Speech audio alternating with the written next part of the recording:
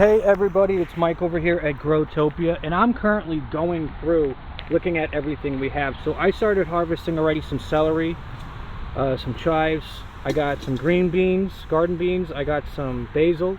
I've been trimming on the basil. I got my carrots down here, but there's really nothing going on with them yet. I do have a jalapeno currently plant that's doing very good. I got a rogue tomato branch with tomatoes on it. It's really kind of funny. Hey Mr. B. I have one issue that I've noticed is that my lettuce that was back here, because this is so overgrown, because I put way too much in this area, the lettuces have just kind of like vanished, unfortunately. Here's another jalapeno plant that's taken off. You can see how the lettuces that are down there, they really just didn't do well because they got way too much shade, and I just started trimming from that basil plant. But my cucumbers that have taken over 90% of this area, here's another nice bell pepper. The cucumbers have like basically taken over this whole area, and if you look out here you can actually see some of how big these cucumbers are. So this one's on the inside of the fence, but I got another 3 of them. There's this one here, I got one back here, and I got one big guy down here. And ironically, or not ironically, but surprisingly enough, that with the squirrels and the rabbits that we have, nobody goes after the cucumbers because they're so well fed from all the seeds and stuff that we give them that they're not going after any of that. This will be on a sunflower. Alright, and I got this like one cucumber that's reaching for the sky over here. I guess it's planning on going to the moon, because these racks that I have here are 8 feet tall, so you can do the math on that one. Thing's running for the sky. So let's head down the line. Alright, so now that we're over here on the end, the beets that I started trying to grow in here, wait for the plane.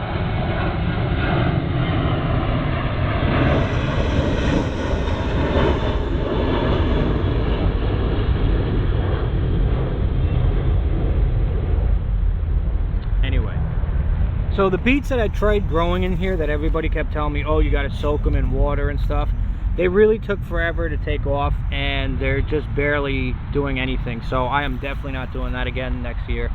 I got another cucumber back there.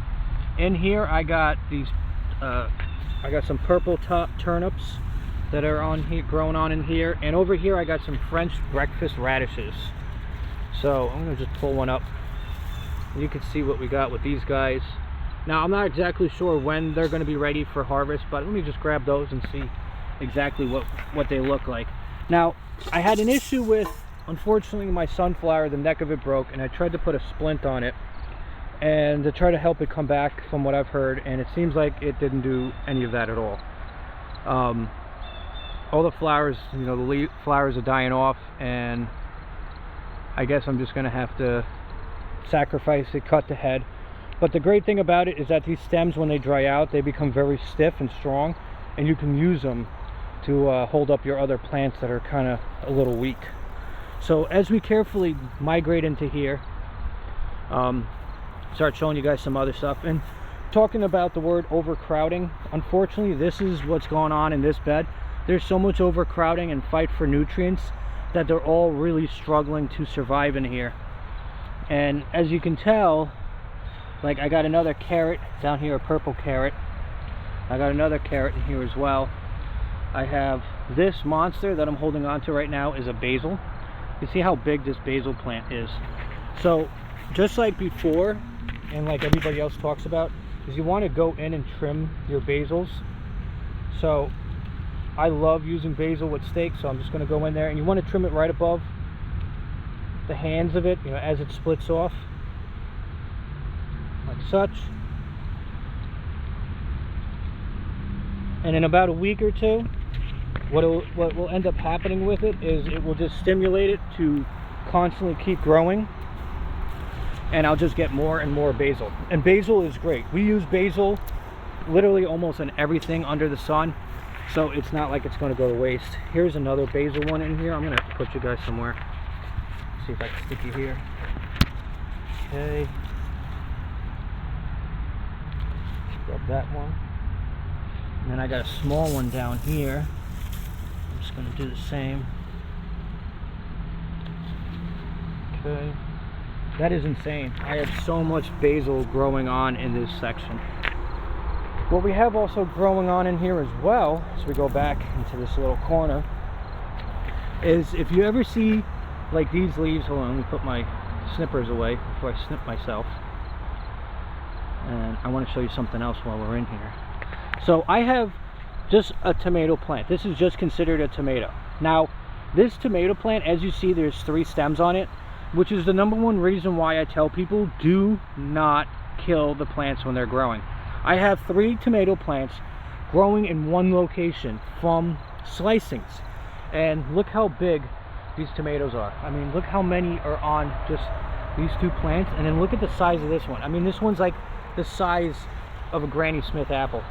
Look at this thing. I'm putting my fist right up against it. It is a big tomato. It's huge. It's got to be, I don't even know what it's got to be. It's got to be something. It's a monster of a tomato. So if you look at these oak style looking leaves, these are actually watermelon plants.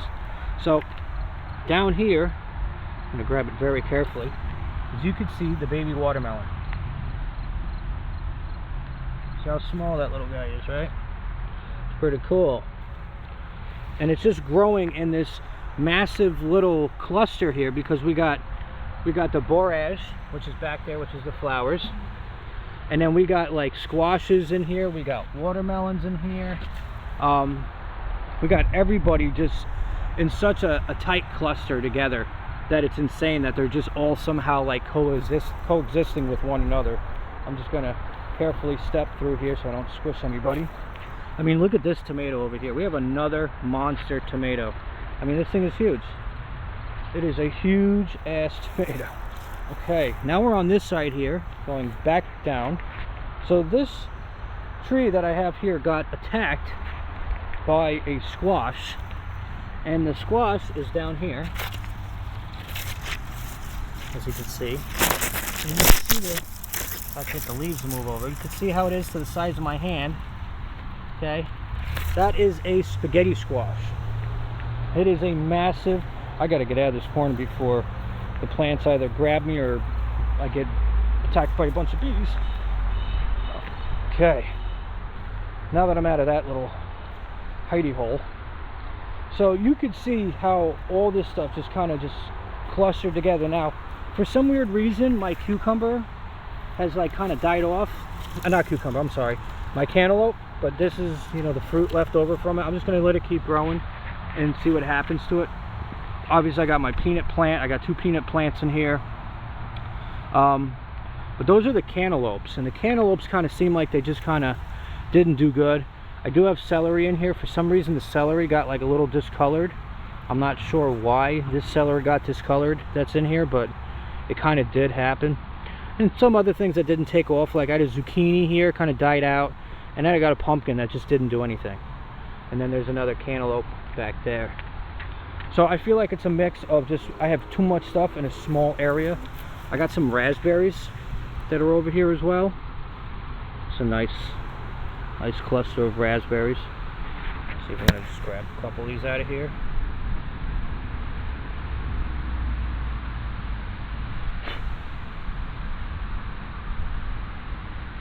And if they, when you just give them a light tug, they just fall off, and this is what you have, which is great.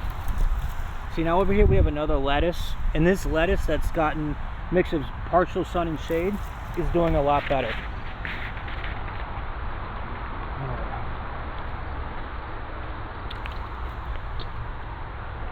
Now, one of the other things I just want to kind of point out while we're in here before I end the video is, other than I'm still going through the area of the tomatoes, you can see here's another big tomato. You always kind of want to watch out for when you're snipping, but I'm not going to take it out of there yet.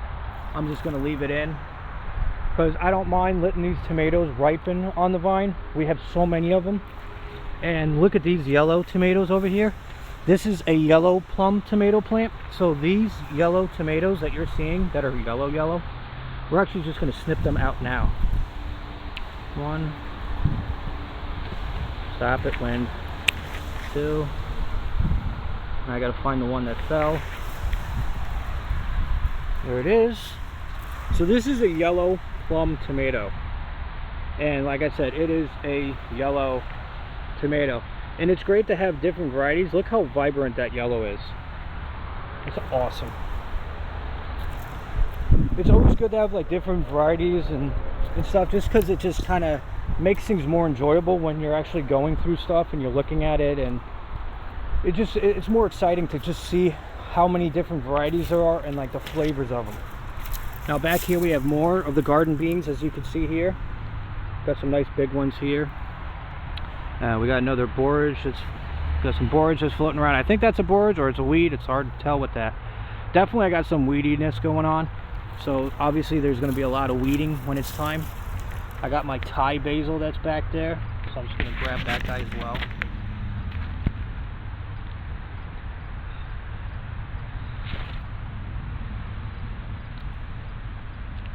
Okay. Just have to go in there and grab that. I know there's another basil in here somewhere. Kind of got lost in this location. Let's see if I get out of here. It's kind of the issue when you got so much growing in one little spot. It's so hard to try to figure out where stuff went, and it's just this kind of like, it's a little nutty sometimes, because it's like, oh, you know, I had all these like stuff was like so neatly organized, and then now it's like I can't find anything anymore. It's like getting really tough. Look at this. Wow, this is another nice big basil. It's the one I was looking for. So I'm just going to come in here as well and, you know, snip out what I need to snip out from it. And all I'm doing is just basically doing the right trimming for it. And this trimming will actually just help it grow faster. And not even just faster, but also bigger. Hey, my banana is doing really good over there. My banana tree. And you can see just like, so these branches of these tomato plants that originally other people would say, hey, you know, your branch is on the ground, you got to cut it and snip it. It'll kill the plant. That's obviously wrong, because I have tomato plants that have branches that are literally growing on the ground. They're running across the ground and they're growing tomatoes. So a lot of the things that you are told from other YouTubers or from other people is obviously wrong when you see it in this type of a condition. Look at this. Look at all this basil. I got probably what would be equivalent of $10 of basil at the store, and it cost me nothing. And because I'm going to be bringing it in to overwinter it, I'm just going to have an infinite supply of basil back here on the land of the massive tomatoes. So that's I'm trying to make a little short video for you guys to show you. Look how much this has grown. The last plastic tomato clip is from last Saturday, and it's already grown over a foot. And that's the other thing too, I keep telling everybody, is you got to make sure you always constantly keep putting your clips on, because I've grown a foot almost on every plant. This one not so much. Some will grow further and are taller than others, but those ones, I mean, they're cranking, and they're not getting fertilized every single day. I fertilized them once, and that was it. And they get watered currently, so now they're getting the different watering schedule. So originally I was doing Monday, Wednesday, and Friday for an hour for this area, because not a lot of water comes out of those heads, but it's enough to water them, plus the mulch helps keep everything moist. Well, now as it gets into the fall time, I cut it way back. So I start actually going transitionally. I start watering now only twice a week, and on the weekend it's optional. Come on. So on the weekend it's optional, meaning the obvious. So now I water Tuesday, Thursday for an hour and a half, and that's it. Nothing more, nothing less. And on the weekend, if they look like they're going to need more watering, they get the water. If they don't look like they need more water, they don't get it. And my Concord grapes, look how great they're doing. The amount of new growth that's on these guys. The funny thing is, though, that I've noticed is that the first two up front that get the most sunlight got the most growth on them. These two, are a little behind. This one's a little bit behind, but this one's even further behind because it doesn't get as much sun during the day. But it's getting the afternoon sun, which it's getting now. So for the majority of the day, I have a funny feeling in a few years from now, those two are going to be the ones that probably reach the top of the trellis first. The other one is going to be not that far behind, and then this one will be bringing up the rear. But who knows? In 2 or 3 years from now, that one could hit the top before all of them, and it was just a late bloomer. So anyway, guys, that's it for today's video. I'm going to go inside, wash everything off with cool water, especially I got some soil and stuff in there. And I hope you guys like, subscribe, share it with your friends and family. I hope you guys got something out of this. Please comment below. Get out there and grow something. Grow some yellow plum tomatoes. Those things are cool looking. Just get out there and do something. And you know, I hope you guys got something out of this. I hope it sparked you a little bit to do it, just like it sparked me. And I love doing it, and I love getting nice, freshly cut basil. I mean, look how beautifully vibrant this is. Vibrant. No filters, no nothing on my phone. This is just straight up and down basil. Just regular coloration. Raspberry. So, anyway, guys, have a great Friday. Later.